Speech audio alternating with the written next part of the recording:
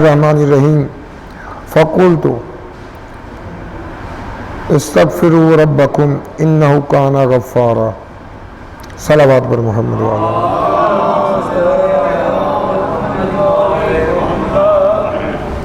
توبہ. ماہ مبارک رمضان یا اس سے پہلے بھی کثرت کے ساتھ توبہ جو ہے وہ ہمیں بہت سی چیزیں عطا کرتی ہے.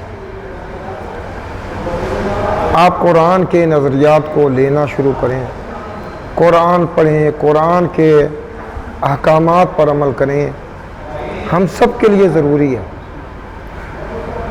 ابھی دیکھیں کہ یہ حالات کرونا کی وجہ سے ایس او پیز جو ہے گورنمنٹ نے مقرر کی ہے، خوف زدہ ہیں. کتنا خوف ہے لوگوں میں ہے، ہم پر ہے، انتظامیہ پہ ہے، سب پر ہے. تو یہ وہ چیز ہے کہ اس سے یہاں چھٹکارا حاصل ہو سکتا ہے لیکن وہاں نہیں. اس اللہ سے ڈرنا وہاں سے بھی نجات دے سکتا. اس سے ڈرنا ہی تو توبہ ہے. اگر ہم لوگ اپنے تئیں اس معیار کو قائم کر لیں کہ توبہ کتنی بڑی نعمت ہے، توبہ سے ہمیں کیا کچھ مل سکتا ہے، تو انسان کبھی توبہ کا پہلو نہ جانے دے. خاص طور پر جتنے نمازی ہوتے ہیں وہ کچھ بھی نہ کریں، نہ نماز میں دو سجدوں کے درمیان ضرور جملہ دہرا دیتے ہیں، استغفر اللہ ربی و اتوب الیہ. ربی اے میرے رب و اتوب الیہ. یہ دیکھیں یہ جملے جو دہراتے ہیں ہم، یہ بھی وہ بھی تو سنتا ہے نا. اسی لیے کثرت سے علماء نماز کا حکم دیتے ہیں. فقط نماز یہ کہ عبادت نہیں ہے، نظم و ضبط آپ کو اس میں ملے گا. باجماعت کے لیے اتنی بڑی مسجدیں قائم ہو گئیں، اور یہ ایک سنت فعل ہے جس کی وجہ سے کروڑوں روپے خرچ ہوتا ہے. کبھی غور کریں، کروڑوں روپے خرچ ہوتا ہے یہ جامع مسجدیں بنانے کی وجہ سے. نہیں تو نماز تو پڑھنی ہے تو گھر بھی پڑھ سکتے. نماز واجب ہے، گھر پڑھیں، بازار میں پڑھیں، روڈ پہ پڑھیں، پارک میں پڑھیں، کہیں بھی پڑھ لیں، نماز پڑھیں. لیکن باجماعت نماز وہ فقط اور فقط کہاں پڑھنی ہے آپ نے؟ مسجد میں. اندازہ کریں آپ. اور اس مستحب کے لیے یہ مسجد بنائی جاتی ہے جی. اور ثواب ظاہراً اس کا مقصد اول کی یہ ہے کہ ثواب زیادہ ہو جائے. یہی حال ہے توبہ کا. توبہ کو اپنی زندگی کا حصہ بنائیں تاکہ ہمیں اللہ نعمتیں عطا کرے. اور میں ایک روایت خوبصورت بیان کروں گا لیکن تفسیر کے حوالے سے. آج میری گفتگو جو ہے وہ توبہ ہے. دوسرا فائدہ، مال ملے، روزی ملے، اولاد ملے، رزق ملے، باغات ملے، باران رحمت نازل ہو جائے، یہ توبہ کی وجہ سے. اور سب سے اہم فائدہ جو ہے توبہ کا، ان اللہ یحب التوابین. یہ قرآن میں پکڑ کے بات کر رہا ہوں، قرآن پکڑ کے بات کر رہا ہوں. مجھے کوئی ایسی آیت دکھائیں جس میں اللہ نے ذکر کیا ہو کہ میں نمازیوں سے محبت کرتا ہوں.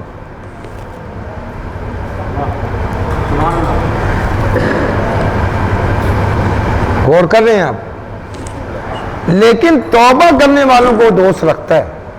جو بھول جائے اور پھر اس کے دروازے پہ آ جائیں کہ اللہ کہتا ہے یہ میرا دوست ہے. غلطی کر کے دروازے خدا پہ آ جائے، وہ کہتا ہے میں نے معاف کیا، آ جا تو میرا دوست بن گیا. تو جس کا دوست اللہ ہو اس کا دنیا میں کوئی کچھ نہیں کر سکتا. کوئی بیماری، کوئی آزاری، کوئی تکلیف، کچھ نہیں مل سکتا سوائے محبت خدا کے. اگر محبت خدا حاصل ہے سب. اب جملے سماعت فرمایا، علی محمد نہ ہوتے تو ہم جانور ہوتے. مولا کائنات اللہم صلی اللہ، ان کے افکار تو آپ سنتے رہتے ہیں، لیکن مولا حسین، ان کے بیٹے مولا حسین کی دعائے عرفہ آپ پڑھیں. آپ اس کا ایک خوبصورت جملہ مشہور ہو گیا. ہم لوگ تو شارٹ کٹ لیتے ہیں نا ایک جملہ ایک امام کا لے لیا، اس کو مشہور کر دیا، ایک جملہ ایک امام کا لے دیا، تو یہ بھی مشہور ہے۔ وہ فرماتے ہیں پروردگار جس نے تجھے چھوڑ دیا یا جس نے تجھے کھویا اس نے پایا کیا، اور جس نے تجھے پا لیا اس نے کھویا کیا۔ تو گویا کہ ہم لوگ جس نظریے کے قائل ہیں وہ نظریہ بھی ہمارا عقائد میں غلط نظر آتا ہے، تو ہمیں 24 گھنٹے کوشش کرنی چاہیے کہ اللہ سے دوستی رہے۔ گناہ بھی ہو گیا تو توبہ کے ذریعے ہو جائے، نہیں تو نیکی کے ذریعے ہونی چاہیے۔ اللہ سے دوستی اصل میں نیکی کے ذریعے ہو، نہ کہ بدی ہی کے ذریعے۔ اور آپ سمجھتے ہیں، اب ایک جملہ میں نے کیا دیا، ان اللہ یحب التوابین، اور آپ گناہ کرتے جا رہے ہیں کہ اللہ دوست رکھے گا۔ گناہگار سے دوست نہیں رکھ رہا، توبہ کرنے والوں سے، گناہ کے بعد جو عمل کر رہا ہے اس کی وجہ سے میں دوست رکھتا ہوں، توبہ کرنے والے کو دوست رکھتا ہوں۔ اب اس آیت کے اگلی آیت جو ہے وہ سماعت فرمائیں، پھر آپ کو محظوظ کرتا ہوں۔ ایک صلوات پڑھ دے محمد والا۔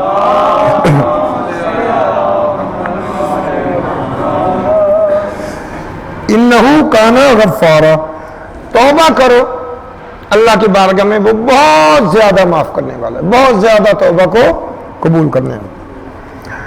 یرسل السماء، یرسل السماء، باران رحمت نازل کرتا، توبہ کی وجہ سے باران رحمت نازل ہوتی ہے۔ ایک علیکم مدرارا، اور ایسے بارش نہیں کہ بس بوندیں پڑیں، مسلسل موسلادھار بارش کرتا، باران رحمت نازل کرتا، توبہ کرنے والوں کی وجہ سے اللہ باران رحمت نازل کرتا۔ اور آپ حضرت موسیٰ کا سن چکے ہیں، وَيُمْدِدْكُمْ بِأَمْوَالٍ وَبَنِينَ، اور اسی توبہ سے اللہ مال میں اضافہ بھی کرتا ہے اور روزی بھی بڑھاتا ہے، اولاد بھی دیتا ہے۔ بِأَمْوَالٍ وَبَنِينَ، مال بھی دے گا اور اولاد۔ وَيَجْعَلْ لَكُمْ جَنَّاتٍ، اور تمہارے لیے باغات مقرر کیے ہوئے ہیں، باغات بھی دے گا وہ۔ وَيَجْعَلْ لَكُمْ أَنْهَارًا، اور تمہارے لیے پانی کی نہریں بھی وہ دے گا۔ غور کیا آپ نے کتنی چیزیں توبہ کی وجہ سے ملی؟ توبہ کی وجہ سے باران رحمت نازل ہو، توبہ کی وجہ سے مال ملا، توبہ کی وجہ سے بیٹے ملے، توبہ کی وجہ سے باغ ملے، توبہ کی وجہ سے نہریں ملے۔ تو گویا کہ توبہ ایک ایسا ذریعہ ہے کہ اگر کوئی بیمار ہے تو وہ توبہ کرے، شفا ملے گی۔ بے اولاد ہے، اولاد ملے گی۔ باغات نہیں ہے، باغات ملیں گے۔ پیسہ نہیں ہے، پیسہ ملے گا۔ آ رہی ہے بات سمجھ؟ کس کی وجہ سے؟ یہ کوئی عامل کا کلام نہیں ہے، عامل کے کہنے پہ 2 گھنٹے لگاتا ہے۔ عامل نے کہہ دیا یہ پڑھتا جا رہا ہے، میں نے دسیا فلاں نے، وہ 12 مرتبہ 11، مجھے ایسے واقعات ہوتے رہتے، 11 12 مرتبہ سورہ مزمل پڑھ رہا ہے، اور وہ کیوں؟ وہ عامل نے بتایا کہ روزی میں اضافہ ہو جائے، اور روزی میں اضافہ ہوگا جو گناہ کی ہے اس کی توبہ کر۔ آسان ہے، اللہ کہہ رہا ہے کہ توبہ کر، تو وہ 1 گھنٹہ نہ بیٹھ، 2 گھنٹے ضائع نہ کر، تو جو گناہ کرتا ہے وہ چھوڑ دے اور آج اللہ کی بارگاہ میں توبہ کر، میں تیری روزی بڑھا دوں گا۔ تجھے اولاد نہیں ہے تو اولاد دے دوں گا۔ آپ جملے سماعت فرمائیں۔ مفسر قرآن حضرت ابن عباس بیٹھے ہیں، مولا کائنات تشریف فرمائیں۔ ایک گروہ آیا، توجہ فرمائیں، کہا کہ نافرمانی کی وجہ سے ہمارے علاقے والوں نے اتنی اللہ کی نافرمانی کی ہے کہ باران رحمت نہیں ہو رہی ہے، قحط پڑ گیا پورے علاقے میں، کوئی فصل نہیں پیدا ہو رہی ہے، تو کیا کریں؟ مولا علی فرماتے ہیں جا کے توبہ کرو۔ مولا بس کہاں، بس جا کے توبہ کرو، سب سے کل توبہ کرو۔ وہ چلے گئے۔ ایک شخص آیا اور کہنے لگا مولا میری بھی زوجہ بیمار ہے اور اذیت میں ہے، پریشان ہے، جو پیسہ آتا ہے وہ حکیم لے جاتے ہیں، کیا کروں؟ کہا جا کے توبہ کر۔ پھر ایک شخص آتا ہے، مولا بے اولاد ہوں، میں صاحب اولاد بننا چاہتا ہوں، اولاد نہیں ہے، کیا کروں؟ مولا فرماتے ہیں توبہ کر۔ پھر دیکھتے ہیں ایک جھونک کا جھونک چلا آ رہا ہے، ایک گروہ آیا، مولا ہم نے فلاں جگہ سے فلاں جگہ تک نہر کھودی تھی اپنی محنت آپ کے تحت، اور وہ نہر سوکھ گئی، اب کیا کریں؟ فرماتے ہیں جاؤ جا کے سب توبہ کرو۔ پھر 4 بھائی آ گئے، یہ تفسیر کی بات ہے، 4 بھائی آ گئے، مولا ہمارے باپ نے جو ملکیں چھوڑی تھی، ہم نے خوبصورت باغ لگایا تھا، خوب پھل ہوتے تھے، پھل پھول کھلتے تھے اس میں، اور اب وہ باغ سوکھ گیا، کیا کریں؟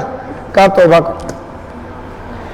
اب مفصل قرآن یہ کہہ رہے ہیں، جملہ سماعت فرمائیں جو علی کو جانتے ہیں مانتے ہیں، مولا بیماریاں مختلف تھی، علاج ایک، روزی والا آیا علاج توبہ، بیٹا نہ ہونے والا آیا توبہ، نہر خشک ہو گئی توبہ، باغ جل گیا سڑ گیا توبہ، بارش نہیں ہو رہی ہے تو توبہ۔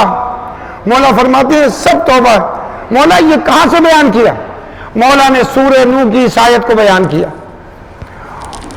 وہ سورہ نوح کی اس آیت کو مفسر قرآن جو مسلمانوں کا ہے، ہم بھی اعتبار کرتے ہیں، یعنی وہ کہتے ہیں کہ میں نے آج قرآن کو ایسے دیکھا ہے کہ جیسے پڑھائی ہی پہلی مرتبہ ہے۔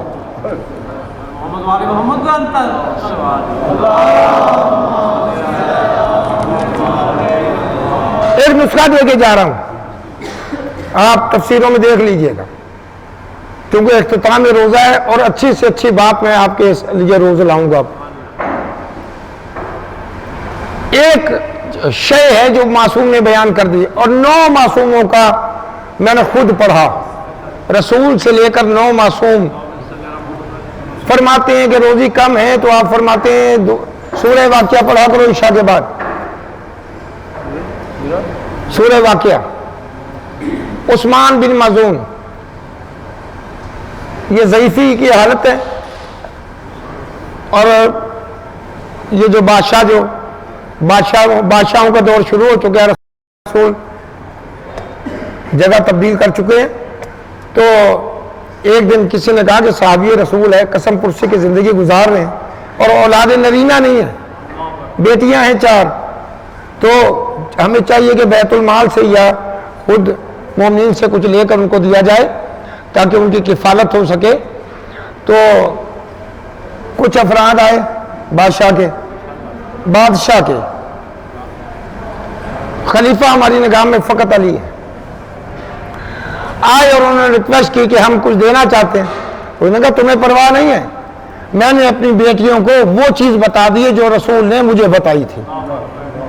اعتبار تو کریں، تجربہ نہیں کرنا قرآن پہ، یہ ذہن میں بٹھا لیں کہ تجربے کے لیے میں پڑھ رہا ہوں جی میری روزی میں اضافہ ہوگا، کبھی نہیں ہوگا۔ اس یقین سے کہیں کہ رسول نے کہا ہے، اور رسول وہ کہتے ہیں جو اللہ کہتا ہے۔ آج شروع کر دیں روزی میں اضافہ ہوگا۔ اب چھوٹا سا نسخہ لیں اور آپ کی زحمت تمام۔ یہ اتنے افراد ہیں، ایک چھوٹا سا نسخہ دے رہا ہوں، بہت چھوٹا سا، ہو گیا جی، چھوٹا سا نسخہ، 2 منٹ ہیں بس، ٹھیک ہے، چھوٹا سا نسخہ لے لیں۔ روزی میں اضافہ نہیں ہوتا، قسم کرسی والی زندگی ہے، اسے لیا اسے مار، اسے دھوکا، اسے، یہ سب چھوڑ دیں۔ تو کیا کروں؟ سارا دن نمازیں پڑھوں؟ رسول نے کہا نہیں۔ سارا دن قرآن پڑھوں؟ نہیں۔ حضور فرماتے ہیں تو باطہارت رہنا شروع کر، اللہ روزی دے گا۔ سارا دن کوشش کریں کہ باطہارت رہیں، وضو کے ساتھ رہیں، اللہ آپ کی روزی میں برکت دینا شروع کر دے گا۔ یہ طہارت اب سمجھتے ہیں، انما یرید اللہ لیذھب عنکم الرجس اہل البیت ویطہرکم تطہیرا۔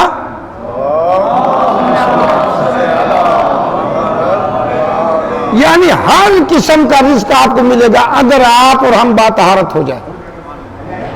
طہارت شرط ہے، کوشش کریں باطہارت رہیں، طہارت کے ساتھ رہیں۔ تاکہ اللہ ہمارے جسمانی، دنیاوی اور مانوی اس طہارت کی وجہ سے ہمیں عطا کرے۔ مانوی طہارت یعنی عطا کیا ہے؟ ایک تو روزی ہے نا، مانوی طہارت ہے شفاعت آل محمد۔ جب ان کے حکم پر آپ عمل کریں گے تو پھر آپ کی روزی میں اضافہ ہوگا۔